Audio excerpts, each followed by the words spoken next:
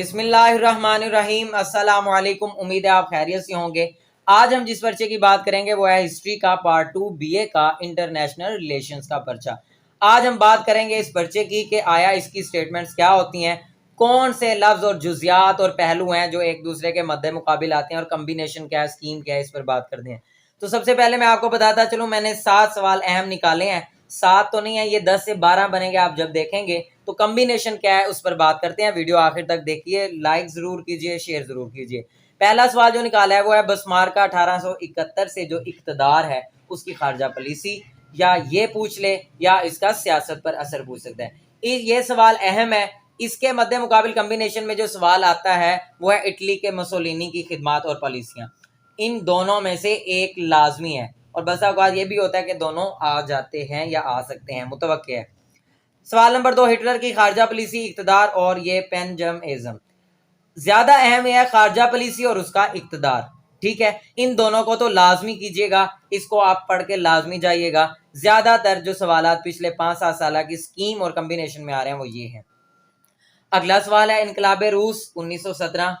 ये सवाल जो है वो 3 तरीके से कम्बिनेशन है इसके।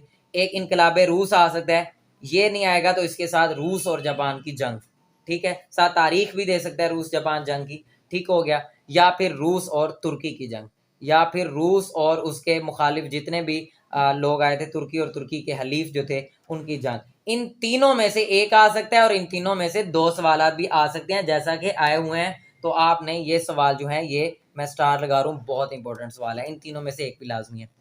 अगला सवाल है लेग ऑफ नेशंस या 1919 के अमन मुआहदे। इस कम्बिनेशन में या ये आ सकता है या ये आ सकता है, इन दोनों को भी पढ़ के जाइएगा। सवाल नंबर 5 को अगर देखें, इंपॉर्टेंट है। पिछले 5-6 सालों में 3 दफ़ा ये आया हुआ है और 3 दफ़ा ये आया हुआ है। नाज़िज़्म का अरूज जो है या विल्सन की 14 निगाह, इसका कम्बिनेशन है, इसको भी लाजमी पढ़ के जाइएगा। बहुत ही इंपॉर्टेंट क्वेश्चन है, तो आपने इसको भी लाजमी याद करके जाना है। इन दोनों में से एक भी जो है वो पक्का आता है। सवाल नंबर 6, तखफीफ असला। ये मैंने लिखा हुआ है कि देखें 4-5 दफ़ा आया हुआ है, ठीक है, 4 दफ़ा का कन्फर्म है। तखफीफ असला पर सवाल या फिर मशरिक वुस्ता पर कब्जे का मैंडेट सिस्टम, ये भी 3 दफ़ा आया हुआ है, अगर कोई देखना चाहिए। ये बार बार सवाल, इसका पेपर जो है वो बहुत आसान है क्योंकि सवाल जो हैं वो रिपीट होते रहते हैं। आप अगर अच्छे तरीके से लिख के याद किया हुआ हो तो आपके इसमें से 80 to 90% मार्क्स जो हैं वो बहुत ही आसानी से आ सकते हैं। सवाल नंबर 7, पहली जंग अजीम असबाब और असरात पूछ सकता है, या दूसरी जंग अजीम के बारे में कोई भी पहलू पूछ सकते हैं। इंपॉर्टेंट पहली जंग अजीम है, ये आपने लाजमी याद करना है। इन दोनों का कम्बिनेशन रखा हुआ है, ये आप देख सकते हैं, लेकिन ज़्यादातर मैं आपको बताता चलूँ, आपने पहली जंग अजीम पर फोकस करना है।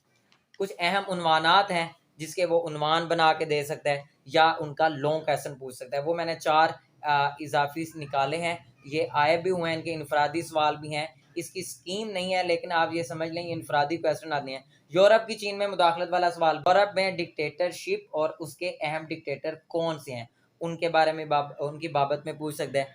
सिस्टम्स ऑफ अलाइंसेस, ठीक है, ये आपने लाजमी याद करना है। इसके अलावा फ्रांस में तीसरी रिपब्लिक जो मुश्किल थी, इसको आपने पढ़ना है। अगर मैं आपको बात करूं, ये आपने चारों टॉपिक्स लाजमी देखने हैं, चाहे आप यहाँ से सवाल नंबर जो 4 है वो बाद में कर लीजिएगा या उसको आखिर में कर लीजिएगा। ये मेरे ख्याल से इस सवाल नंबर 4 से ये 4 जो टॉपिक हैं वो बहुत अहम है। आप स्क्रीनशॉट ले सकते हैं। मिलते हैं अगली वीडियो में। कोई सवाल हो तो हमसे ज़रूर यानी कमेंट सेक्शन में पूछें।